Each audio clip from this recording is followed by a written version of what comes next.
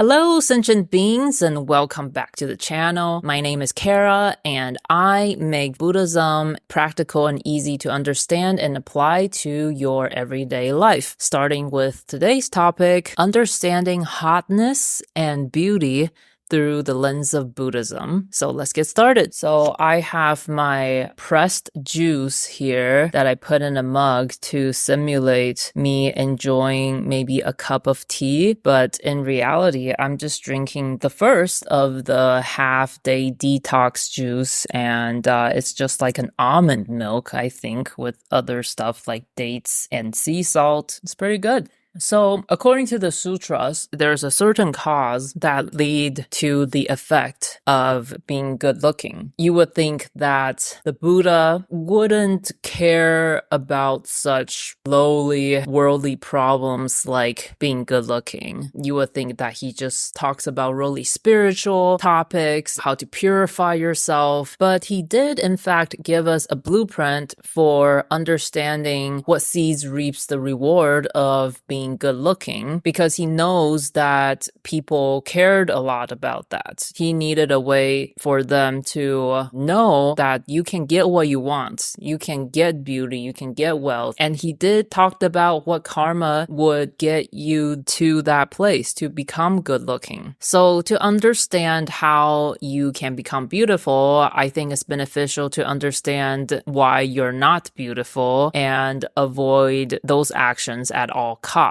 According to the shorter exposition of Karma Sutra, there are two verses actually. The first one explains why you're ugly and not pleasing to the eyes. And the second one talks about why you are pleasing to the eyes. And according to this sutra, this is why you're ugly. Someone is angry, much given to rage, even when little is said. He is furious, angry, ill-disposed, resentful. He shows ill temper, hate, and surliness due to having performed and completed such karmas on the dissolution of the body. After death, he reappears in a state of deprivation. If instead he comes to a human state, he is ugly wherever he is born. So basically, if you are being very unpleasant and in a bad mood, having bad attitudes, you will create the karma for an ugly appearance, especially if you're reborn in a human body. You'll find this a lot in Buddhism, where a lot of what is inside gets presented on the outside eventually, whether it's physical illness or physical health. I would say that science also backs this in a lot of ways, where they have shown that stress directly affects our body in a negative way, and that having a regulated emotional state and being calm and peaceful, it slows down aging, helps lower blood pressure. I think it's just interesting that science and Buddhism have not yet contradicted each other. On the contrary, it only complements. So moving on to the next passage that talks about what makes you beautiful. Someone is not angry or much given to rage, even when much is said. He is not furious, angry, ill-disposed, resentful, nor does he show ill temper, hate, or surliness. Due to having performed and completed such karmas on the dissolution of the body, after death, he reappears in a happy destination. If instead he comes to a human state, he is beautiful. So again,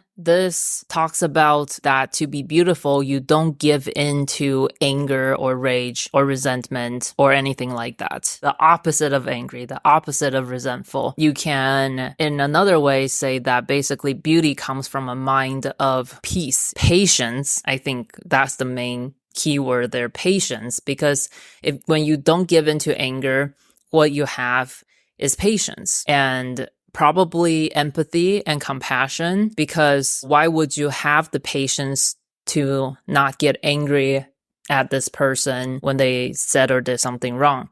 You probably have some kind of deeper understanding of the situation where maybe you know that being angry won't solve the problem, or that you understand where the other person is coming from, therefore you're not angry at them. There is another passage that I found in another sutra. It's called the Sutra on Cause and Effect in the Three Periods of Time. And this also talked about the actions that lead to having a beautiful body or a beautiful appearance. And it says, in times now past, they helped build temples and saw that the Sangha had huts and shelters. Some people's features are fine and perfect. Surely the reason for such rewards is that beautiful flowers they offered to Buddhas. In this passage, it talks more about the actions that they took to create such karmas. So in summary, basically, those actions are building temples and shelters for the Sangha, and the Sangha meaning Buddhist communities, like temples, group of people living together, like monastery. A Sangha doesn't have to mean like there are monks and nuns. It could be just a group of people, a community, basically, of practitioners. Making offerings, especially flowers, will give a person good appearance and make them beautiful. And I often think about why flowers? What is it about flowers that makes it being equated to being good looking and being beautiful? As with most things in Buddhism, it has to do with your heart. And I think flowers is the epitome of beauty, if you think about it. If there's an icon for beauty, like a symbol or object for beauty, you think of like a rose.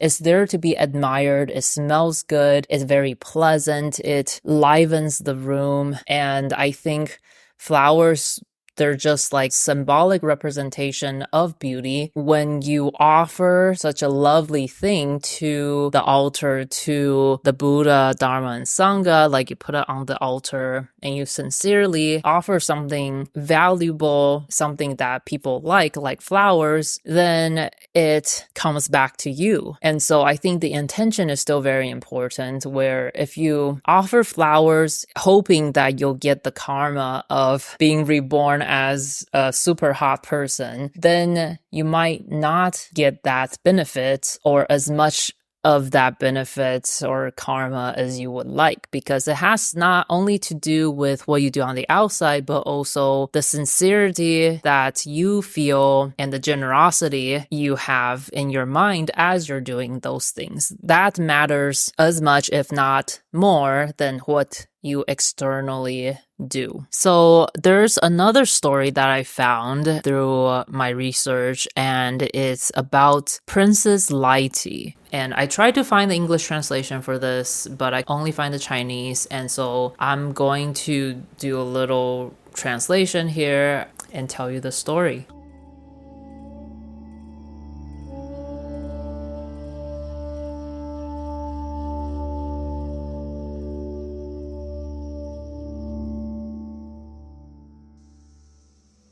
Princess Lighty was born the daughter of King Pasenadi. The king had 3 daughters. One of them was very beautiful, and the other, Lighty, was born very ugly. The princess was said to be so ugly, her hair was as rough as a straw rope. When she was born, the king decided no one would see her, for he was ashamed of her appearance. Her caretaker closed all the windows and doors so no one can look in to see her. Thus the princess grew up in solitary, confined to her room at all times. When she came of age, the princess wanted to get married. It had always been her dream to be married to someone who will adore her. The king was conflicted and finally decided that she should marry a poor man, for if she were to marry a nobleman, word of her undignified looks would spread like fire. The king then found a decent young commoner and decided he should marry the princess. The king said to the young man, "I will give you wealth and make you a high-ranking official. But I have only one condition. You must lock away the princess and never let anyone see her." The young man agreed. After they got married, the man received the new position and was able to attend parties and mingle with the upper class. However, everyone knew he married the mysterious princess and suggested that he bring the princess to some of the gatherings, for they were all curious to see what she looked like. They came up with what they thought was a clever idea, that everyone should bring their wives to the next banquet and whoever didn't will be fined. Of course, the young man didn't dare bring the princess, and to everyone's shock he came alone and willingly accepted the fine. Unfazed, the people decided to do the same thing for the next banquet, this time with a heavier fine. And so this goes on several more times, and each time the young man would get a bigger fine. Now everyone is suspicious. After some discussion, they came to a conclusion that the princess is either as beautiful as a fairy or as ugly as a monster. For why else would he hide the princess? Driven by curiosity, the people decided they would find out the true face of the princess. After one of these gatherings, the young man went home to the princess and said with a big sigh, "I was punished because of you." "For me? What for?" the princess exclaimed. The man explained the events to her, and upon hearing this, the princess felt guilty and ashamed that her husband had to endure public humiliation because of her. "I don't know what evil karma I did in the past," she thought, "but the retribution is heavy. I feel such remorse and shame for what I did." The next time the man went alone to the banquet, Leti decided to repent for her misdeeds in earnest and wished the Buddha could accept her sincere regret out of mercy.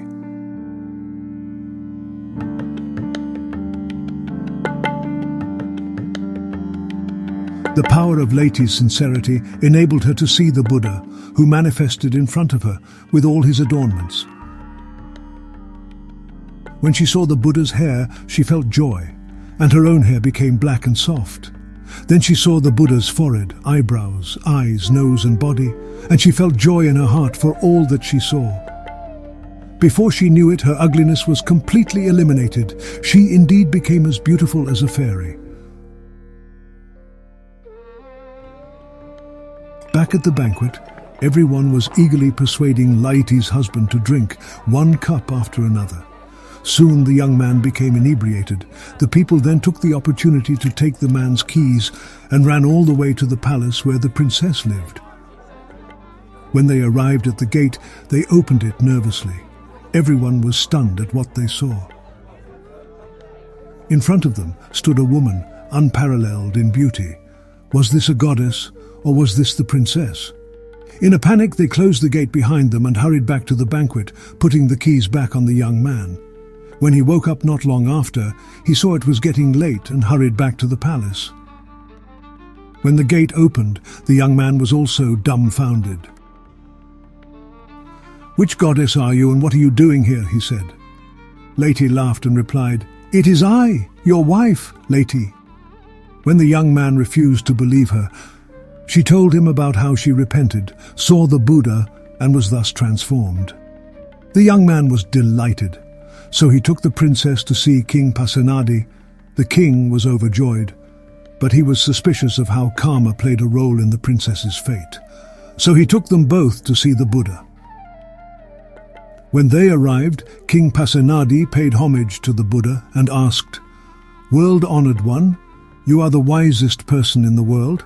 Please explain to us why Leti became a princess but was so ugly. What was the reason for her circumstances?" The Buddha replied, "King Pasenadi, in the past, a long time ago, the Pratyeka Buddha begged for alms every day. One day he came to the home of an elder for alms. The daughter of the elder took a bowl of rice and prepared to make offerings to the Buddha.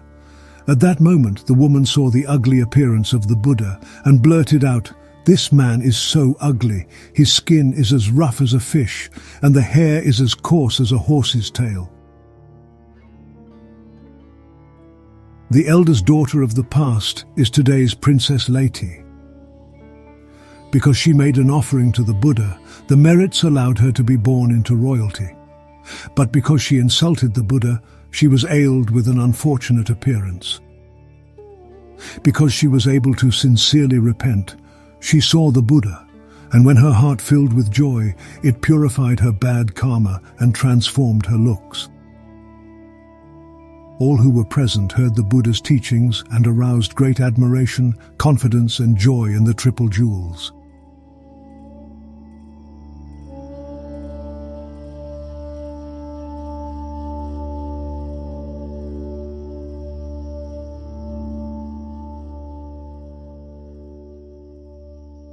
So what this story tells us is that your past karma has direct effect on your present life. When we see that innocent people getting really bad luck or misfortune, we think like, oh, the universe is unfair. He's such a good person. Why did he get all these bad things happen to him? We don't actually see what that person has done in a previous life to cause such an effect. So that's the first thing, is that we can't see the totality of karma to be able to judge like what's happened, what caused what. If we only see this life, then it's not the whole picture. And so in the case of this princess, she in her past life had used words that were unkind and basically ridiculed the triple jewels, thus resulting in her very unappealing appearance. That was a result of her previous karma. And then if we look at what happened later, she repented. So that was the first thing. When she's locked up, she felt really bad. Obviously, she's like, why is this happening to me?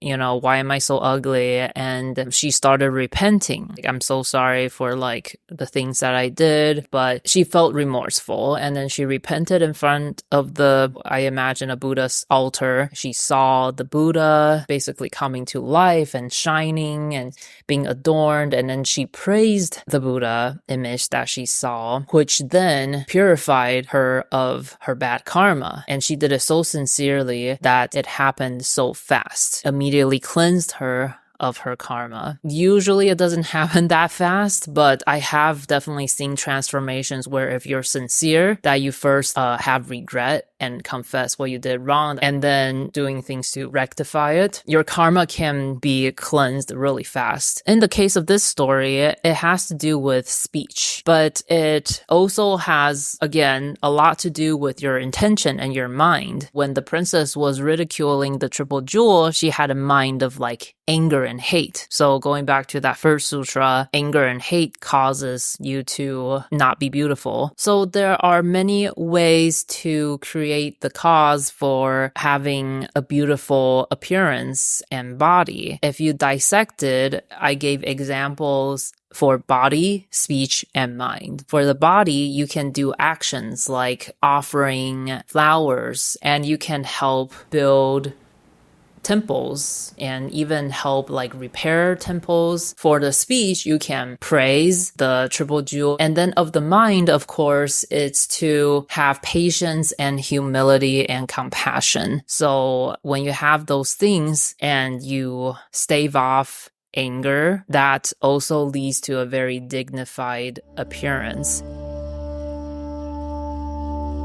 One thing I will say though, and I've said this before, is that karma won't appear right away. So most often, the karma that you create in this life won't come to fruition until the next life. Like planting a seed, you can't expect that seed to like grow and sprout and just become like a tree right away. You have to give it time. You have to give it the right conditions for it to blossom and bear fruit. So just like that for karma, if you're planting the seed for, say, becoming beautiful, you have to give it time and you have to consistently keep doing those things, but you just never know. Depending on what you have accumulated already, it might just like tip the scale that you start to already see the effect of what you have created already. And so many people see that. I've seen people go through transformations as a result of that. So, for example, if you start practicing patience and compassion, a lot of times you start to see your own appearance change. Like maybe you have less wrinkles, your skin looks smoother, healthier, more radiant. It's just like there are immediate benefits that you can experience right away in not only your outer image, but most importantly, how you feel on the inside and how you make everyone around you feel. So I will say though, even if you have achieved what you set out to do, like say you achieved being beautiful, whether in this life or in the next, you have to remember impermanence, that beauty fades, everything fades, flowers They die, they shed, everything eventually corrodes and become dust and disappear. And our bodies also decay. We will definitely die one day. And so just remember that outer physical beauty is impermanent. And for a lot of people, beautiful people, they are more tempted to cause bad karma. And you can observe this in celebrities and people who have a lot of wealth and fame and beauty, is that opportunities and doors just open around them. So it's hard for them to say no. So they just say yes to everything around them that seemed appealing and fun. Becoming beautiful might not be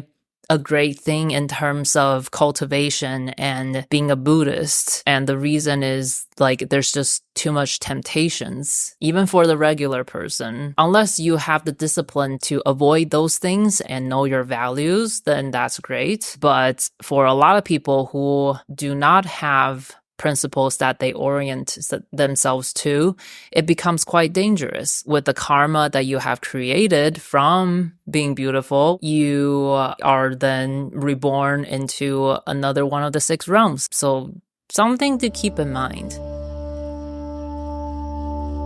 Ultimately, it is still your best bet to pursue everlasting peace and happiness and beauty. Beauty that never fades.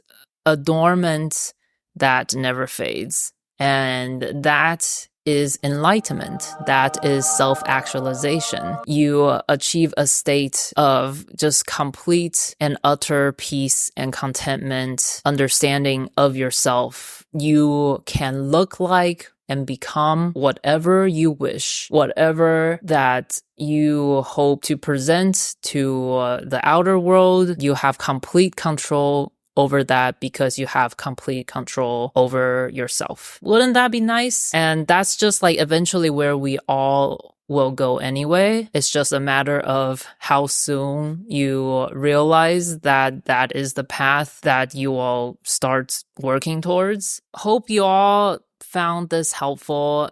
Everyone can become beautiful by creating the right circumstances and planting the right seeds.